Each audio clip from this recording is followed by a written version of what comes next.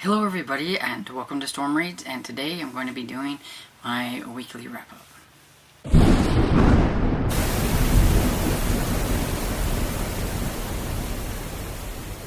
So this week for Old School April, I read, I read four books, and then I do have another book to talk about that was not for Old School April. It's just a book that I had been in the middle of reading.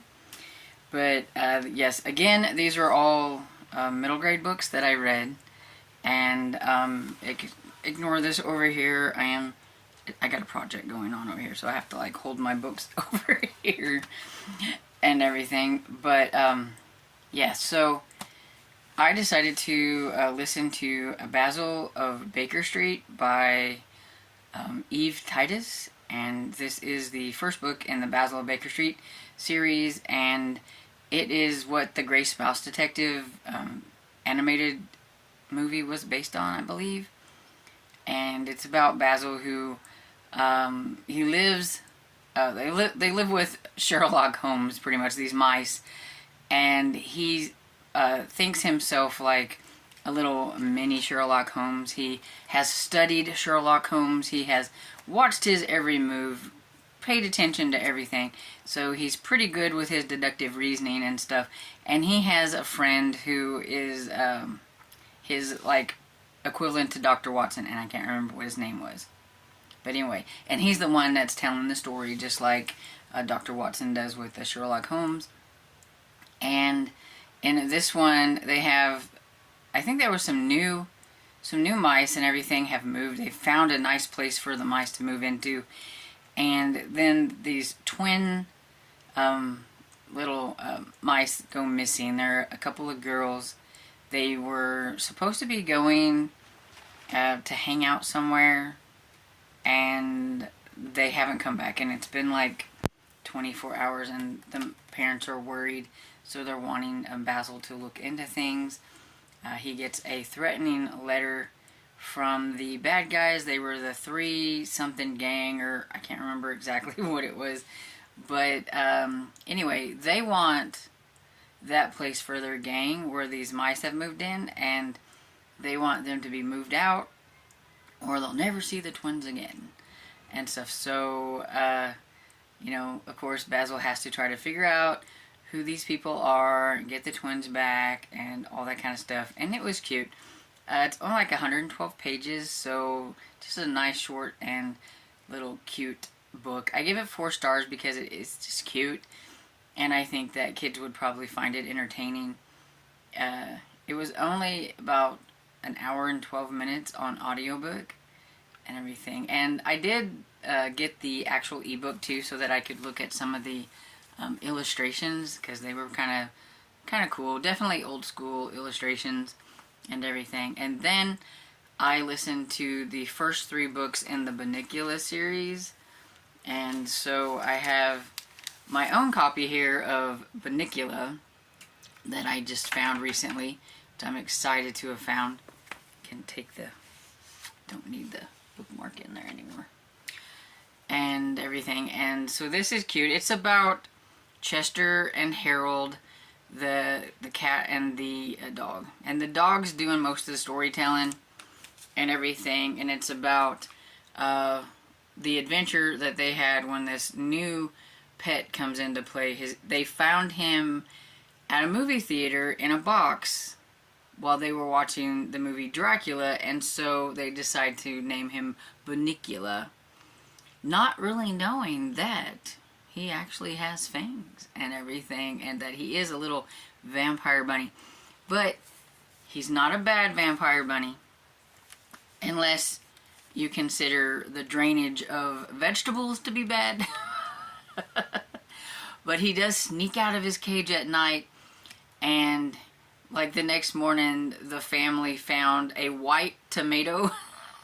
And they're like, and the cat noticed that there was 2 little marks in it and everything. And so it's the cat who's decided and determined to stay up and try to figure out what is going on with this bunny. And Harold eventually ends up kind of liking the bunny, but Chester is always wary, you know, because it's a cat. Cats are always a lot more wary about things than dogs and everything. And so, yeah, it was just funny. It's just their adventure trying to, you know, figure out and protect the family from the vampire bunny when they don't really need protected. And let's see, where am I going to put this stuff? Because I don't have places to put things. Okay, and then I got these from the library just so that I could show them. And so this is the next book, which is Holiday Inn. And in this one, the family's going on like a vacation, and so they drop Chester and Harold off at a pet retreat place or whatever. And I can't remember what the place was called. The Chateau Bow Wow. And sorry if you can hear the outside dog barking. But they're not very happy about this, especially Chester. He is not excited about this at all. He has heard bad things about these places and everything. And while they're there, they meet, of course, all these other animals. You got these other dogs and everything. And some of the dogs are going missing. And you've got the people that are running the place. It's a man and a woman. And then you have just other things going on. And so Chester is convinced that these two, they're Chihuahua Dachshund mix, I think, or something like that, or a long-haired Dachshund, or something, I can't remember exactly. But anyway, convinced that they are part werewolf or something, and that, you know, bad things are happening because this one cat goes missing. Then Chester goes missing, and Harold's all worried. He's trying to figure out what's going on with Chester. They think that Chester's dead. And yeah, so it's quite an adventure for them. You know, the thing is I don't remember if they said at the beginning where Bunnicula is. Because I was like, well, where's Bunnicula? And I'm guessing maybe since he's in a cage and they weren't going to be gone like too long, that maybe they thought they could just, I don't know, leave him with somebody or in the cage. But Bunnicula's not in this. So I thought that was kind of weird. And then at the end of this book, we meet Howie, who is a new puppy that the family adopts. So in this one, the celery stalks at midnight. We've got the new dog Howie, because there's I think it's the long-haired Dachshund is what it is in the second one, and I think she was pregnant, if I remember right, and that was a lot of the to-do about what was going on. And so they end up taking the runt home, and they named him Howie. And this one doesn't have Bunnicula on it either, but it does feature him a little bit. But basically, this one is, who knows what evil lurks in the heart of artichokes. And Chester, of course, again, is convinced that there is an army of like celery, like zombies or something, or vampire, you know, like that the Bunnicula is transforming the vegetables into the Walking Dead type things or something. Yeah, so I had kind of forgotten what goes on with this one, but in this one, Chester retells to Howie the puppy the tales of Bunnicula and everything, and how they come to be, and Howie's a vampire and all that. And then they notice that Bunnicula is missing from his cage, and there are a slew of white vegetables around. And of course Chester reads up on Dracula and all that stuff, especially in the first book and everything. So he knows that you're supposed to stake a vampire, and in the first book it was a little bit funny because he got his stakes mixed up, because he wasn't a wooden stake, it was the edible stake. But now he knows, and so now he's got this bunch of toothpicks, and he thinks that he needs to rescue everybody from what has happened to the vegetables because, well, Bunnicula is a vampire, and what happens to the vegetables that he sucks all the juice out of? Do they turn into, you know, some kind of Walking Dead, like, vampire type vegetables? And so he thinks he needs to protect the town from a slew of, like, vegetables that are vampires or whatever. So he's got his toothpicks so that he can, like, you know, shove it into the vegetable or whatever. And yeah, so it's just funny. It's fun. For nostalgia, I would give the collection 4 stars because I really liked it. It was fun. It made me laugh. It's got some fun. You can tell that the illustrations are getting a little bit, you know, better, I think. Or like just the style or whoever's doing it, because they have different illustrators. I'll have to try to remember to look up who the illustrators are and put them with the books that I'm talking about, because I do know that I know at least the first and the second book had different illustrators, and this one here is probably a newer version, so the illustrations are a lot better from the first one and everything. But yeah, I enjoyed it. The author had a note at the end of Bunnicula telling about how his wife helped him create Bunnicula and everything, and she had gotten sick and she ends up dying from cancer, but she helped him write this one. So this one is by Deborah and James Howe, where the other ones are just by James Howe because he continued on writing them and everything. But so this one's the only one that's accredited with his wife. She wrote 2 stories with him before she passed away, and so I thought that was interesting and sad. And then I listened to Some of Us Are Looking by Carleen O'Connor. This is the second book in the County Kerry series, and to be honest, I didn't like it quite as much as the first book. I think it was just more or less more dramatic, I think, than I really care for my mysteries, especially with Cormac, the detective sergeant, and everything. You know, I feel bad for him, and I know he has a lot going on in his head and everything, but it was just a lot of drama. And he ends up, okay, there's a caravan of young people, and I'm going to say young people, as in probably like early 20s or whatever, and maybe some late teens, but mostly I'm thinking around early 20s. It's a caravan that has parked there trying to sell their roadside goodies. The town doesn't really care for them being there. It's a small town. They don't want these newcomers selling their wares on the side of the road.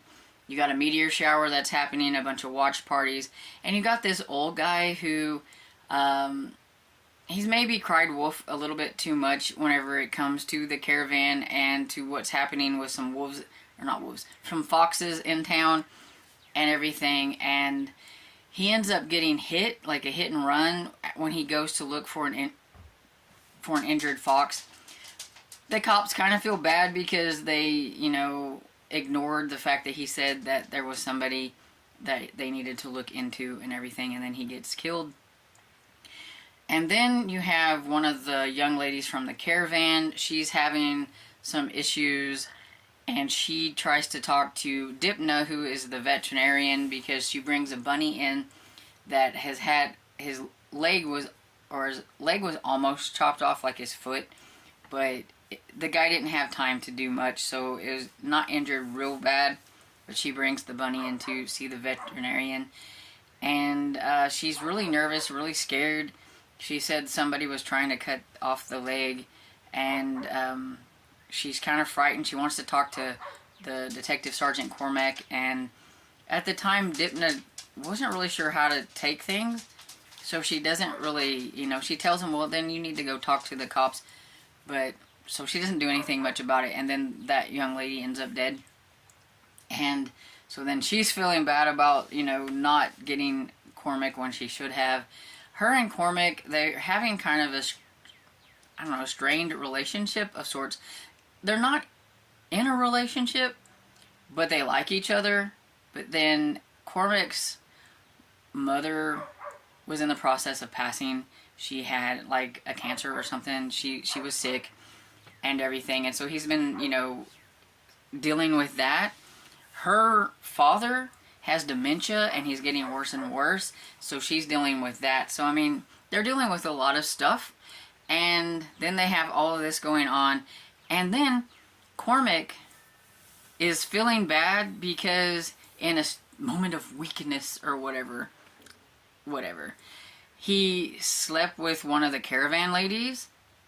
And then he's feeling bad because he does like Dipna and everything and all that. That's why I'm saying it's just a lot of drama surrounding that. And then you have like the mystery and how does it pertain to like the caravan that's there, and just a lot of drama within the caravan and everything. And yeah, it was just more drama than I really cared for.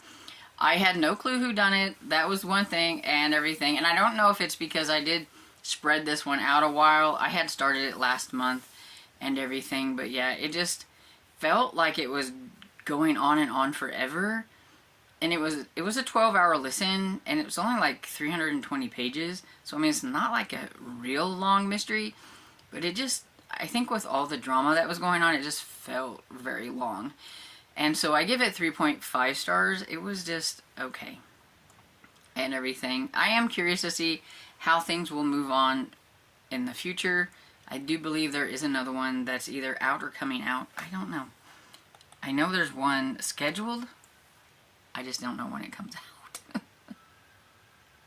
Okay, so yeah, there is one called You Have Gone Too Far that comes out in October. So yeah, it's not out yet. And I will say, these are not cozy mysteries by any means. These are straight up just mysteries, contemporary type of mystery. Yes, Caroline O'Connor writes cozy mystery series. It's the Irish Village series. Completely different and everything. But you can tell a little bit in her Irish Village series that she does write things a little bit more on the serious side, even for her cozies and everything. But yeah, this one is definitely a lot more graphic and everything. So don't think because it's her and she has wrote cozies that this is cozy by any means.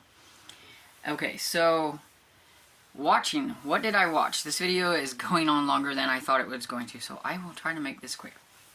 So I watched Overboard. I watched, which is a beloved movie, so I don't really have to explain anything. Pretty sure. If you haven't seen it, you should. The original. I watched St. Elmo's Fire. I don't think I watched it growing up.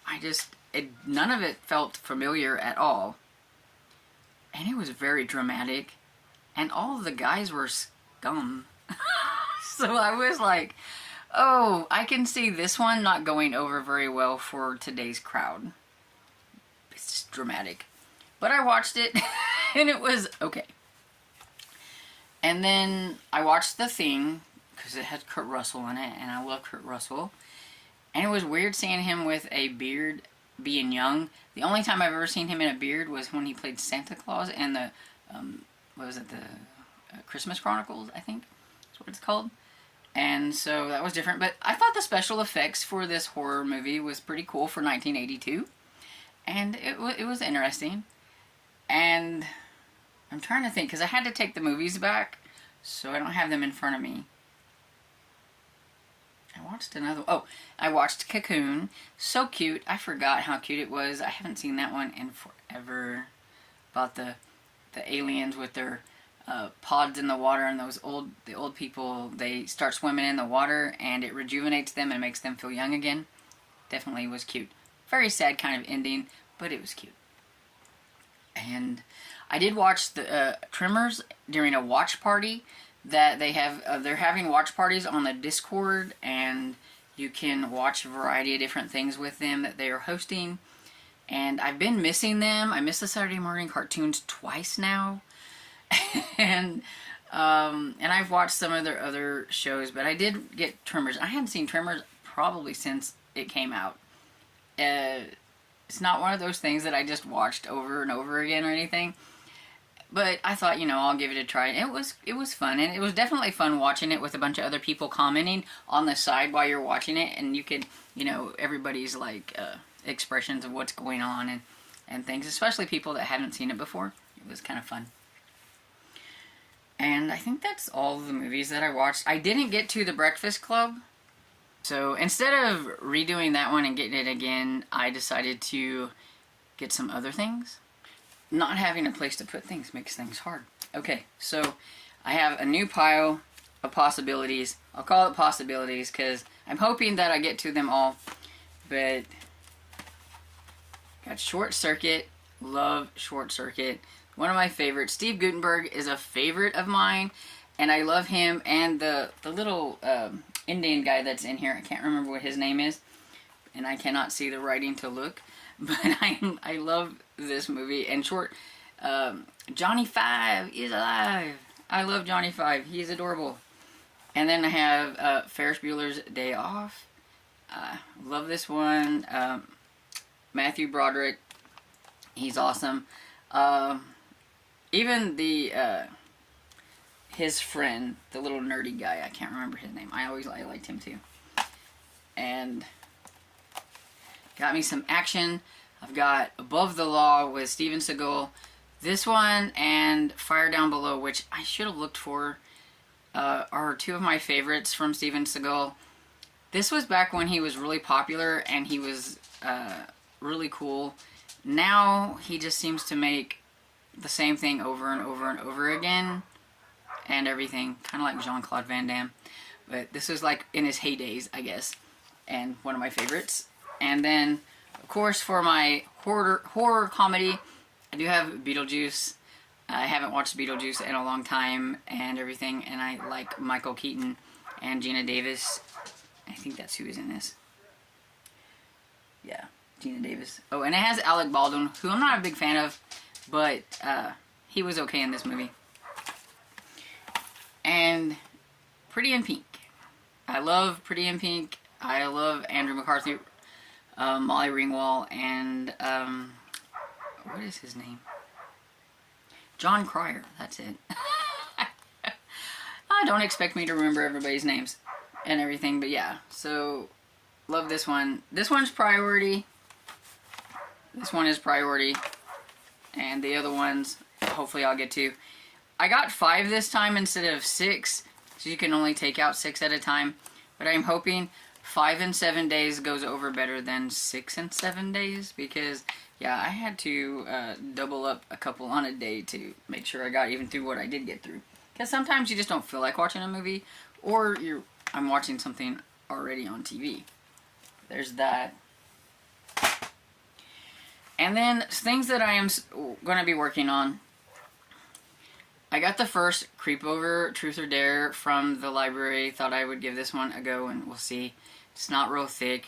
Hopefully the words are big and everything. But it is a read with my eyes book, so we'll see how that goes. But got that. And I am still working on